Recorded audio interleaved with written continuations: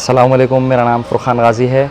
आज आप सभी से ये बताना है कि 3 अगस्त 2021 नूरी पैलेस बल्लागुड़ा में कोहिनूर एक्सपो ऑर्गेनाइज़ किया जा रहा है उस्मान मिस्री के द्वारा। और ये एक्सपो सुबह में 9 बजे से लेकर सुबह 10 बजे से लेकर रात में 11 बजे तक रहेगा।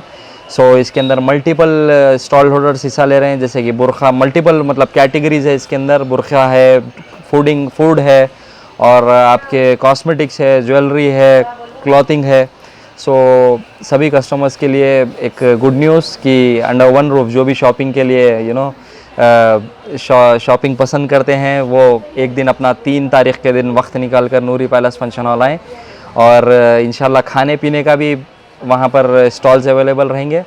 Do visit. Thank you.